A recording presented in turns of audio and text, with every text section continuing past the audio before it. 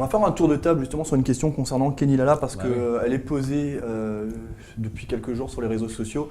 Je vais vous la poser de manière très franche. Est-ce que ça vous inquiète que Kenny Lala soit en fin de contrat, en fin de saison, Maxime? Moi, je ne suis pas le banquier du Racing, donc moi, ça ne m'inquiète pas. Non, mais voilà, je suis dans une position d'observateur supporter du Racing. Tant qu'il apporte sportivement jusqu'à la fin de la saison, il apportera jusqu'à la fin de la saison. Effectivement, ça peut être un motif d'inquiétude lorsqu'on réfléchit aux finances du club.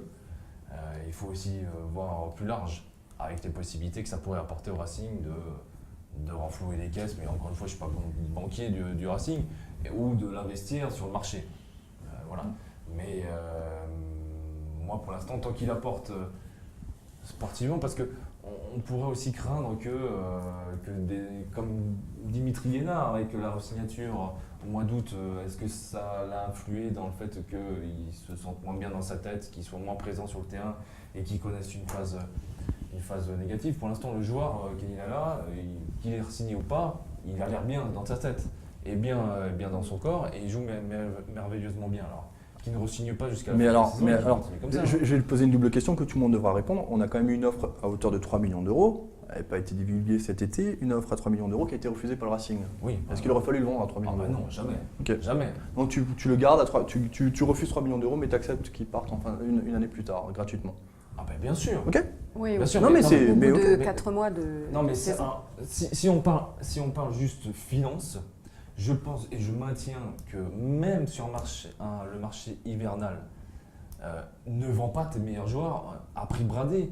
Ça sert à rien d'en vendre à 3 millions, 4 millions, même 5 millions pour être relégué à la fin du championnat, ou alors être placé à la 16-17e place.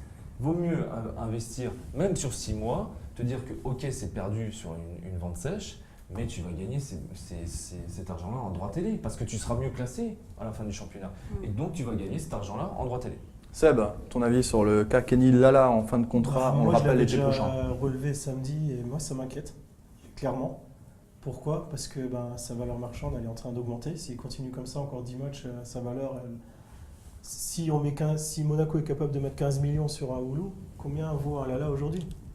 C'est juste ma question, donc peut-être pas 15 millions. Il n'a pas le même âge. Hein. Il n'a pas le même âge. Il n'a pas le même poste. Pas le même poste non plus. Mais même si à mi-saison, il y a quelqu'un qui pose entre 5 et 10 millions, on va lui revoir petit. Est-ce qu'il vaut mieux pas les prendre? Parce que 5 millions, mine de rien, toi qui aimes bien les pourcentages, c'est pas loin de 15% de ce que vaut le club, hein. C'est 30, 35, 40 millions. Du budget global. Est-ce qu'il vaut mieux pas les prendre et les laisser partir, ou on le garde jusqu'au bout et on n'a rien? Bon, de toute façon, là, la question se pose parce que je doute que quelqu'un va mettre 5 millions d'euros en plein hiver à 6 mois du terme du contrat. Il suffit ou alors, non, mais il faut être un club anglais qui a 5 millions et puis les jette comme ça. On va parler de clubs qui jouent l'Europa League, hein, et un joueur se blesse à son poste. C'est capable, et pas forcément en France. Pas forcément en France, c'est vrai. On continue ce tour de table. Marine. Mais je suis alignée en fait avec mes deux collègues, c'est-à-dire que Maxime, ce qu'il dit c'est vrai, il ne faut pas le... On a une position totalement... Non, mais différente. justement, j'allais reprendre vos propos à tous les deux. Je suis d'accord qu'il ne faut pas le brader, ce joueur-là, même pendant un mercato d'hiver. S'il faut faire quelque chose, il faut que ce soit à un bon prix. Après, est-ce qu'il y aura des propositions intéressantes? Comme tu dis, c'est à 6 mois de la fin de la saison, on sera en milieu de saison, donc je ne sais pas si ça va arriver. Mais oui, effectivement, aucun intérêt pour nous de le brader. Et non, pour 3 millions, on a très bien fait de le garder, hein, ça c'est clair. Jackie? Moi, si je suis entraîneur, je ne m'occupe pas de ça, je veux qu'il soit avec moi jusqu'à la fin de saison, et puis même après.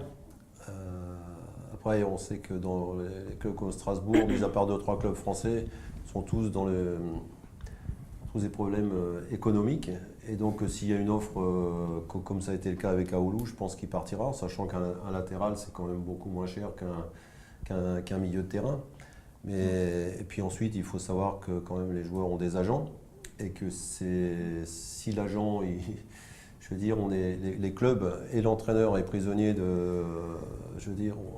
et le président sera prisonnier de l'agent et du joueur s'il décide qu'il a envie de partir. Maintenant, moi, si j'étais à sa place et je suis en fin de contrat, s'il y a tellement d'offres, je reste à Strasbourg jusqu'à la fin de saison. Et puis comme Thomasson a fait, Thomasson est venu libre. Hein. Bah oui, Et donc clairement. Strasbourg n'a rien payé. Et puis je pense que Thomasson a été gagnant d'être libre.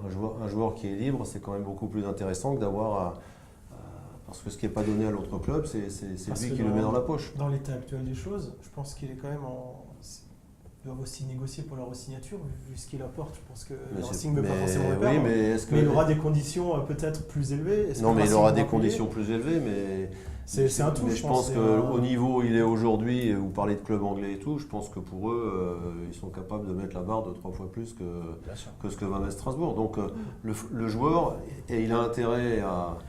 Et même s'il est un joueur en fin de contrat, il a intérêt à être le meilleur possible, soit pour re-signer dans son club, soit pour être repéré par un club et faire une meilleure affaire. Vas-y Maxime, rapidement, parce qu'après qu'après j'ai une question. Du joueur et de l'agent, il a tout intérêt à ne pas re-signer. re-signer Bah et oui, ne bien sûr. pas être transféré Bien sûr.